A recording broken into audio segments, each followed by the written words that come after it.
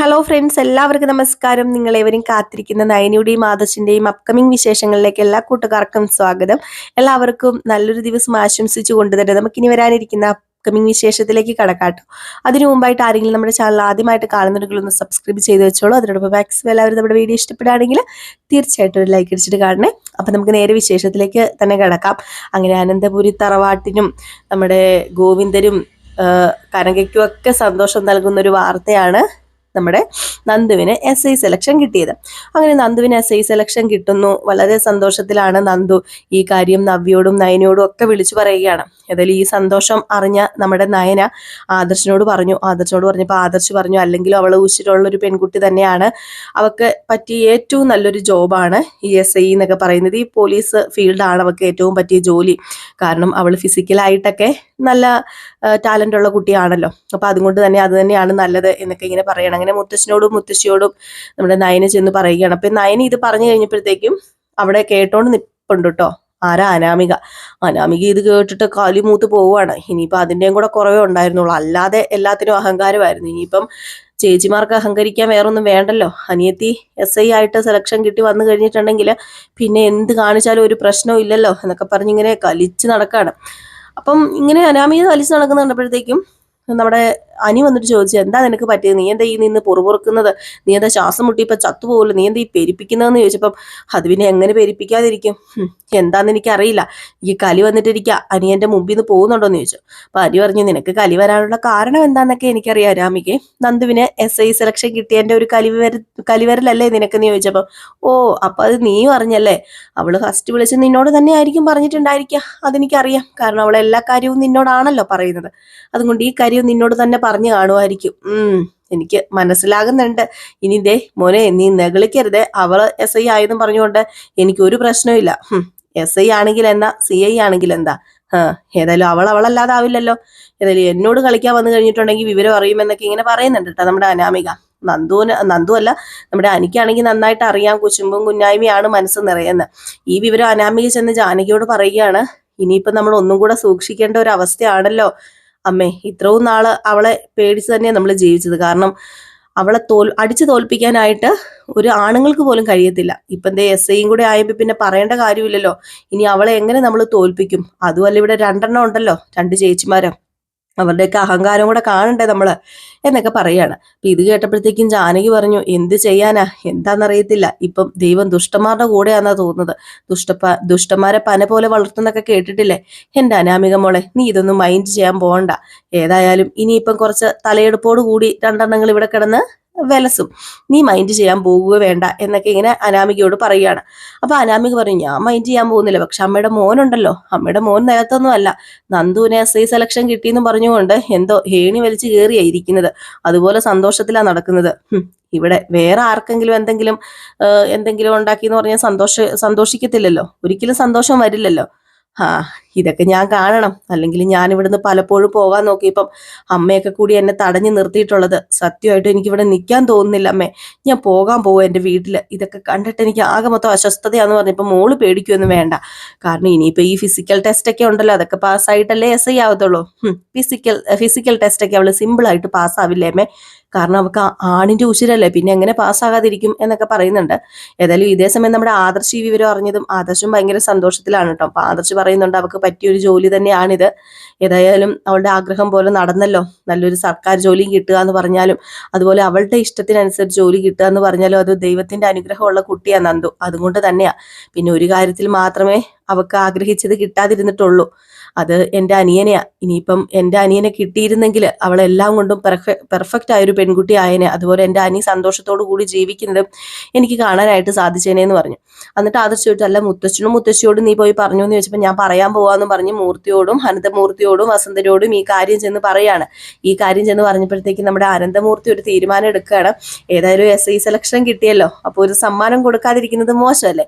അപ്പൊ അവിടെ ഒരു ചെറിയൊരു ഫംഗ്ഷൻ ആയിട്ട് വെച്ചിട്ട് നമ്മുടെ നന്ദുവിന് ഒരു സമ്മാനമൊക്കെ കൊടുക്കാൻ വേണ്ടിയുള്ള ഒരു തീരുമാനം എടുക്കുകയാണ്. അപ്പൊ വസുന്ധരയും പറയുന്നുണ്ട് നല്ല തീരുമാനം തന്നെയാണ്. കാരണം നമ്മളല്ലേ നമ്മുടെ കുട്ടികൾക്ക് പ്രോത്സാഹനമൊക്കെ കൊടുക്കേണ്ടത്. അവൾ ഒരുപാട് കഷ്ടപ്പെട്ടിട്ട് ഉള്ള കുട്ടി തന്നെയാണ്. അപ്പൊ അതുകൊണ്ട് തന്നെ ദൈവം അവളെ അനുഗ്രഹിച്ചത് തന്നെയായിരിക്കും. കനകദുർഗേനെയും അതുപോലെ ഗോവിന്ദനെയൊക്കെ അനുഗ്രഹിച്ചത് തന്നെയാണ്. ഇങ്ങനെ ഒരു ജോലി കിട്ടിയതോടെ അവരുടെ എല്ലാ കഷ്ടപ്പാടുകളും മാറും. നമ്മളും സഹായിക്കുന്നുണ്ടായിരുന്നു, എങ്കിലും സ്വന്തമായിട്ടൊരു ജോലി കിട്ടുക എന്ന് പറയുമ്പം പെണ്ണിന് അതൊരു ധൈര്യം തന്നെയല്ലേ എന്നൊക്കെ ഇങ്ങനെ പറയാണ്. അപ്പൊ ഇതൊക്കെ കഴിഞ്ഞിട്ട് നമ്മുടെ നന്ദുവിനെ കാണിക്കണം. അപ്പൊ നന്ദുവിന് രാവിലെ പ്രാക്ടീസും കാര്യങ്ങളൊക്കെ ഉണ്ട്. അപ്പം ഫിസിക്കൽ ആയിട്ടുള്ള കാര്യങ്ങളൊന്നും കഴിഞ്ഞിട്ടില്ല, ഫിസിക്കൽ ടെസ്റ്റ് ഒക്കെ ഉണ്ട്. അപ്പൊ അതൊക്കെ പാസ്സാകണമല്ലോ ഇനി.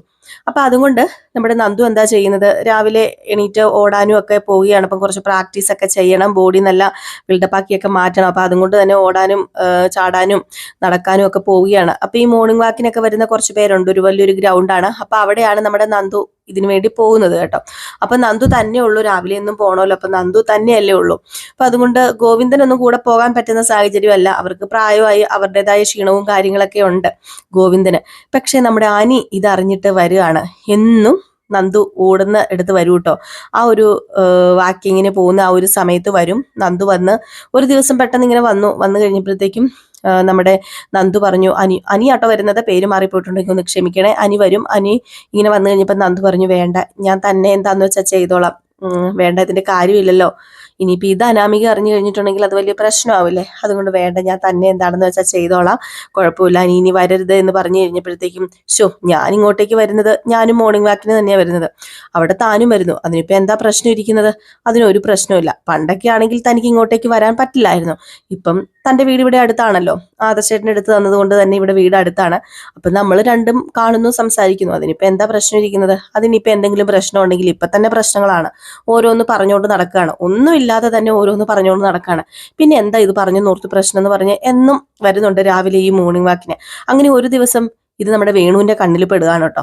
അപ്പൊ രാവിലെ നന്ദുവിന്റെ കൂടെ എക്സസൈസ് ചെയ്യാനും ബോഡി ബിൽഡപ്പ് ഒക്കെ ആക്കാനും ഒക്കെ നമ്മുടെ അനിയും സഹായിക്കുന്നത് വേണു കാണുന്നു. അപ്പൊ വേണു ഇത് സഹിക്കുവോ? വേണു രേവതിയോട് ചെന്ന് പറഞ്ഞു, രേവതിയോ ഇങ്ങനെയാണ് സംഭവങ്ങള്, അവൻ നമ്മൾ ഉദ്ദേശിച്ച ആളൊന്നും അല്ല, മോള് പറയുന്നതിലും കാര്യമൊക്കെ ഉണ്ട്, അനിയെ കൊണ്ട് ഒരു രക്ഷയുമില്ലല്ലോ, അവനെ ഇപ്പോഴും ഞാൻ കണ്ടിട്ട് വരിക, ആ നന്ദുവിന്റെ കൂടെ ചുറ്റിക്കറങ്ങി നടപ്പുണ്ട്, അവൾക്ക് വലിയ SI ആകുമെന്നൊക്കെ SI സെലക്ഷനൊക്കെ കിട്ടിയതല്ലേ, അതിന്റെ ഫിസിക്കൽ ടെസ്റ്റിനകണ്ട് അവൾ എക്സസൈസ് ചെയ്തുകൊണ്ട് നടക്കുന്നുണ്ട്, അതിന്റെ പുറകെ വാലാട്ടിപ്പട്ടി പോലെ നടക്കുക, നാണക്കേട് തന്നെ. ഇത് മിക്കവാറും നമ്മുടെ മോളുടെ സ്ഥാനം തെറിക്കുന്ന മട്ടാന്നൊക്കെ ഇങ്ങനെ പറഞ്ഞപ്പോഴത്തേക്ക് രേവതി പറഞ്ഞു, മോളെ വിളിച്ചത് പറഞ്ഞിട്ട് തന്നെ കാര്യം, അവിടെ ഒരു പ്രശ്നം ഉണ്ടാക്കട്ടെ, ഏതായാലും ഒരു പ്രശ്നം ഉണ്ടാക്കേണ്ടതുണ്ടെന്നും പറഞ്ഞ് നേരെ അനാമികയെ വിളിച്ച് ഈ കാര്യങ്ങളൊക്കെ പറയാണ്. ഇത് കേട്ടതും അനാമികയ്ക്ക് ചൊറിഞ്ഞു കയറിയില്ലേ. അനാമിക പറഞ്ഞു, ഓഹോ അങ്ങനെയാണെങ്കിൽ ഇനി ഞാൻ ഒരു ശകല നേരം പോലും ഇവിടെ നിൽക്കുന്നില്ല, ഞാൻ ഇവിടെ നിന്ന് അങ്ങോട്ട് വരാൻ പോവാൻ അമ്മയെന്ന് പറഞ്ഞു.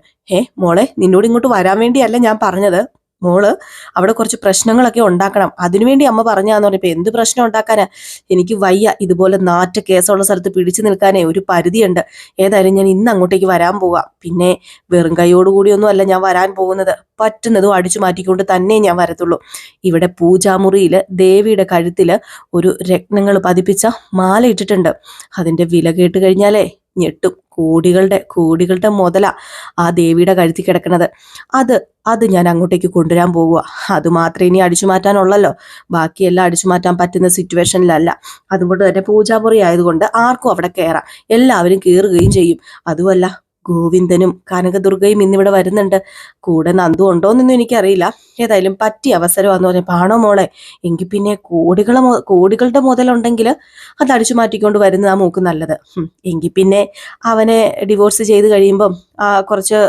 നഷ്ടപരിഹാരമൊക്കെ കിട്ടുമല്ലോ, എല്ലാം കൂടി ആകുമ്പോൾ ഇപ്പം നമുക്ക് അത്യാവശ്യം പിടിച്ചങ്ങ് നിൽക്കാം എന്നൊക്കെ പറഞ്ഞ് നമ്മുടെ അനാമിക ഫോണും കട്ട് ചെയ്തു.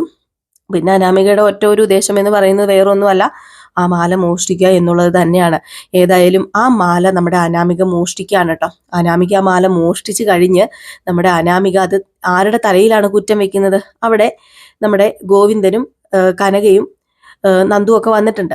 അപ്പൊ ഇവരുടെ തലയിലാണ് പഴി ചാരുന്നത്. അപ്പൊ ആ വീട്ടിൽ നിന്ന് പുറത്തു പോയിട്ടില്ലെന്ന് എല്ലാവർക്കും അറിയാം. അപ്പൊ അതുകൊണ്ട് തന്നെ വീട്ടിലുള്ള എല്ലാവരുടെയും തപ്പുന്നുണ്ട്. തപ്പിയിട്ടും ആ സംഭവം കിട്ടുന്നില്ല, ആ മാല കിട്ടുന്നില്ല. പക്ഷേ നമ്മുടെ ജലജയും ജാനകിയും അനാമികയൊക്കെ പറയുന്നു, ഇതുവരെ ഇവിടെ നിന്ന് ഒരു സാധനം ഇങ്ങനെ മോഷണം പോയിട്ടില്ലല്ലോ, അപ്പൊ പിന്നെ ഇതിന്റെ കാര്യം ഇപ്പൊ ഇവിടെ ആരാ ഉള്ളത്, പുറത്തുനിന്ന് ആരാ ഉള്ളത്, അത് കനകയും ഗോവിന്ദനും നന്ദു ഒക്കെ തന്നെയാണ്. അപ്പം അത് ഇവർ തന്നെ ആയിരിക്കും എടുത്തതെന്ന് പറഞ്ഞ് ഇവർ ഇങ്ങനെ പഴി ചാരുന്നുണ്ട് കേട്ടോ. ഏതായാലും നന്ദു വിട്ടുകൊടുക്കുന്നില്ല.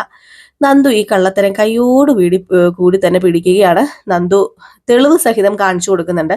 അങ്ങനെ നമ്മുടെ നന്ദുവിന്റെ പോലീസ് ബുദ്ധി അവിടെ ഉപയോഗിക്കുന്നുണ്ട്. അങ്ങനെ മൂർത്തി മുത്തശ്ശൻ ഒരു അടിപൊളി ഒരു ഗിഫ്റ്റ് ഒക്കെയാണ് കേട്ടോ നന്ദുവിന് സമ്മാനമായിട്ട് കൊടുക്കുന്നത്. ആ ഒരു ഫംഗ്ഷൻ നടക്കുന്നതിന്റെ ഇടയിലാണ് ഇതൊക്കെ നടക്കുന്നതും. അപ്പൊ അടിപൊളി ഒരു സമ്മാനം കൊടുക്കുന്നുണ്ട്. നമ്മുടെ അനാമികയുടെ മുഖം മൂടി വലിച്ചു കീറുകയും അപ്പൊ അനാമിക പറയുന്നുണ്ട്, വേറെ ഒന്നും കൊണ്ടും അല്ല ഇത് ഞാൻ എടുത്തത്, ഇവളെ കള്ളിയാക്കണമെന്ന് തന്നെയായിരുന്നു എൻ്റെ ആഗ്രഹം. കാരണം ഞാൻ മടുത്തു, എൻ്റെ ഭർത്താവിന്റെ പുറകെ നടക്കുകയാണ് എന്ന് മാത്രമേ പറയുന്നുള്ളൂ. പക്ഷെ ഇത് ഞാൻ എടുത്തോണ്ട് പോകാൻ ഉദ്ദേശിച്ചതാണെന്ന് ഒരിക്കലും നമ്മുടെ അനാമിക പറയുന്നില്ല. ഏതായാലും മുത്തശ്ശനല്ല അനി തന്നെയാണ് കർണക്കുറ്റി നോക്കി ഒരെണ്ണം കൊടുക്കുന്നുണ്ട്. അനി ഈ അടി കൊടുത്തപ്പോൾ മുത്തശ്ശൻ പറഞ്ഞു, നീ കൊടുത്തത് നന്നായി, ഏതായാലും നീ കൊടുത്തില്ലെങ്കിൽ ഞാൻ കൊടുക്കാനിരിക്കുകയായിരുന്നു. പെണ്ണുങ്ങളെ തല്ലുന്നത് അത്രയ്ക്ക് നല്ലതല്ല, അത് ഈ നമ്മുടെ ഈ ഒരു കുടുംബത്തിന് ചേരുന്നതല്ലെങ്കിൽ കൂടി ഇവള് കാണിച്ച ശിക്ഷയ്ക്ക് ഇത് തന്നെ ഉള്ളൂ ഒരു മറുശിക്ഷ എന്ന് പറയുന്നത്. ഏതായാലും ഇത് അവസാനത്തെ നിന്റെ ഇതായിക്കോണം. ഇനി നീ ഇവിടെ ജീവിക്കോ വേണ്ടോ എന്നൊക്കെ തീരുമാനിക്കേണ്ടത് നീയാ.